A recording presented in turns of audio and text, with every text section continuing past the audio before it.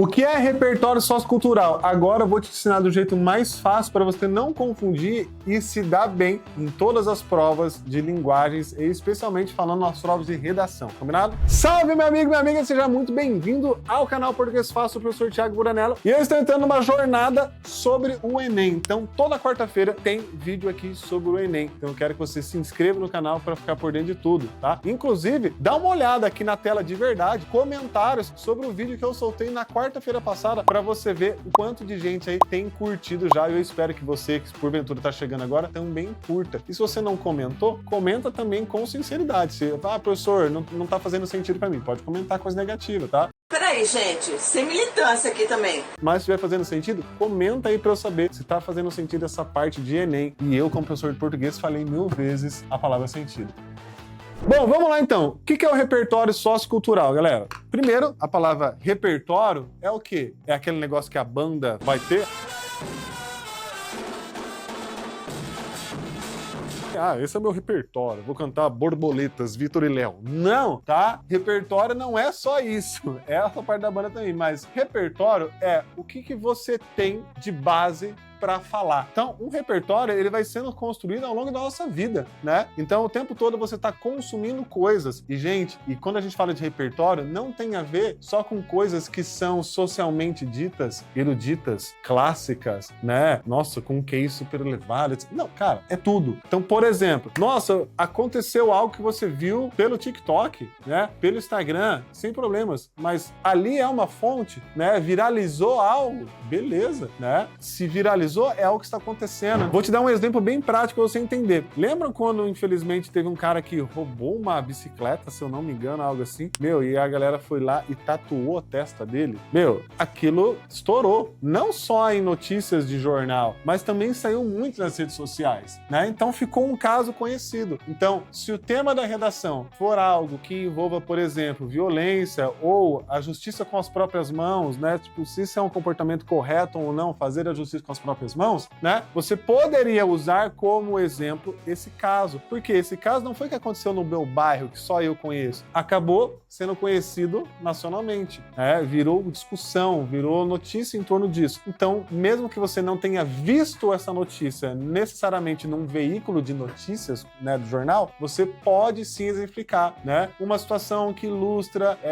esse caso de justiça com as próprias mãos foi o caso que viralizou na internet no ano tal e por aí vai. Você pode usar isso. Moral da história, o que eu quero dizer é que repertório é tudo aquilo que você vai acumulando ao longo de sua vida, tá? Que vai servir de embasamento para algo, que vai servir de base para algo. Então, o repertório pode ser filmes que você assiste, repertório pode ser notícias que você lê ou que você vê, né, que você assiste também. Pode ser teatros, né? Você pode trabalhar também com álbuns, né, de música, né? Ou necessariamente não o álbum inteiro, mas alguma música que algum compositor usou, que tem uma letra legal e vai servir como base para o seu texto, tá? Então, tudo que acontece por aí que é possível ser acessado por todos é um repertório. E por que eu falo ser acessado por todos? Porque eu não posso colocar numa redação, por exemplo, como repertório, algo que aconteceu simplesmente comigo. E aqui eu estou falando em repertório em texto argumentativo, tá? Então, eu preciso ter a segurança de que o corretor, se ele quiser pesquisar, ele vai poder pesquisar e vai encontrar. Então, quando eu falo que você, num repertório, pode fazer uma citação de uma letra de música, não necessariamente quem está corrigindo a sua redação precisa conhecer a letra daquela música, mas ele vai poder pesquisar. Então, você vai colocar,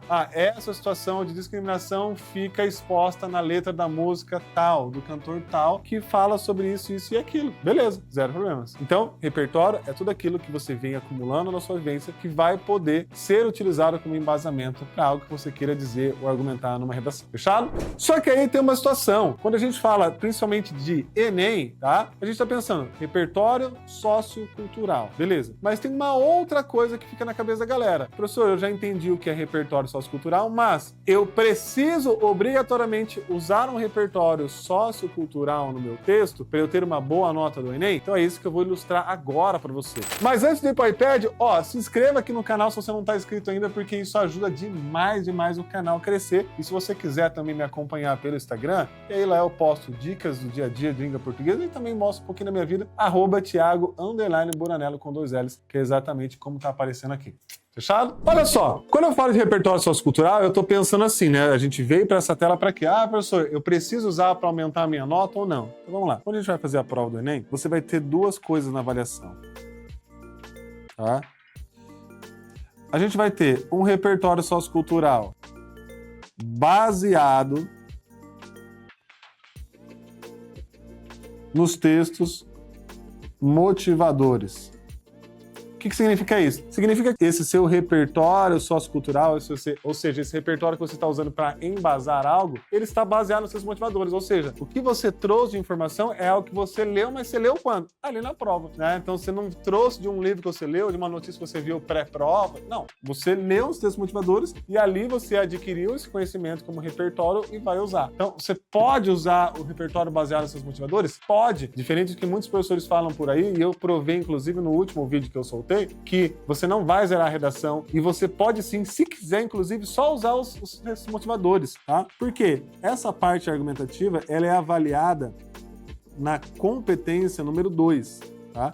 E se você fizer uma argumentação só usando os textos motivadores, você não consegue avançar, chegar em 200 pontos. Mas, pô, o critério vale 200. Você está tirando 120 só usando textos motivadores, é uma baita nota ainda. Então, assim, se o professor ficar jogando pressão na sua cabeça, meu amigo, o professor às vezes ele não está sabendo o que ele está falando aí, tá? Então, assim, às vezes os professores querem fazer uma pressão desnecessária. É óbvio que é melhor você chegar em 160, em 200. Mas dizer pro aluno, só para motivar o aluno a avançar, tirar 160, 200, o professor jogar uma pressão com algo mentiroso, que é não pode usar os seus motivadores, aí você tá de brincadeira comigo, né, professor? Bom, uma outra coisa é você fazer o quê? Em vez de usar o repertório dos seus motivadores, é você usar o seu repertório, né? Ou seja, o seu repertório sociocultural. Ou seja, o repertório que não é um repertório sociocultural baseado nos seus motivadores. É um repertório que você está trazendo, que não está ali nos seus motivadores. Que é da vivência sua, um livro que você leu, uma música que você ouviu, uma notícia que você viu e por aí vai, tá? E aí, aqui, com esse repertório, você consegue ainda tirar mesmo assim 120, eu já vou te explicar o porquê. Aí você consegue ir para 160 e aí você consegue ir para 200. Então, você só vai conseguir avançar para 200 se você usar um repertório daqui, um repertório seu. Mas o Baduro que pode parar professor, no segundo e no terceiro parágrafo, nos dois parágrafos eu preciso usar o repertório sociocultural meu?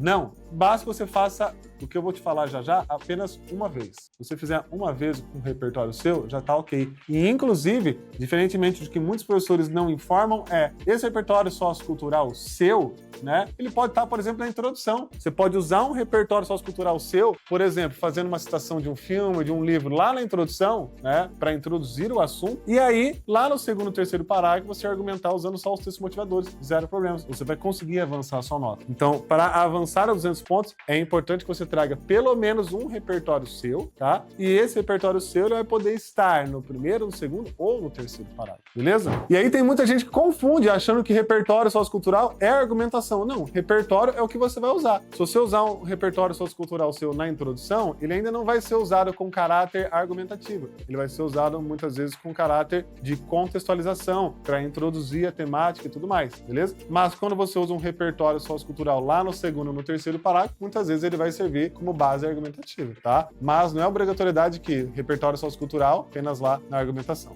Nada a ver. Beleza? Bom, como que você faz? Se você usar só repertório baseado nos seus motivadores, 120 pontos. Se você usar o seu repertório pelo menos uma vez, você vai poder chegar em 200. Agora, como que é isso? Esse repertório, quando você cria um repertório seu, vou puxar aqui um verdinho, quando você cria um repertório seu, esse seu repertório, ele precisa ser legítimo, ele precisa ser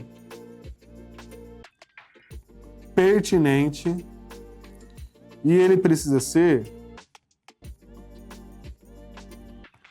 produtivo, tá? E, gente, a nota é dada exatamente nessa ordem. Por exemplo, se você usar um repertório seu e ele for apenas legítimo, você vai ficar com 120. Então, não adianta nada você fazer um repertório só legítimo. É melhor que você faça, então, um repertório baseado nos seus motivadores. Eu já vou explicar o que é esse legítimo. Agora, se você fizer um repertório legítimo, vou abreviar aqui, mas que também é pertinente, você chega em 160. Agora, se você fizer um repertório que ele é legítimo, que ele é pertinente e que ele também é produtivo, aí você chega em 200, tá? Bom, esse é um assunto que é muito importante e eu vou destrinchar em outras aulas para você nas próximas semanas. Mas eu já vou dar um cheirinho aqui do que é isso. Gente, um repertório legítimo é quando na sua redação você coloca uma fonte. Então, quando você fala assim, de acordo com notícias publicadas no portal G1, ou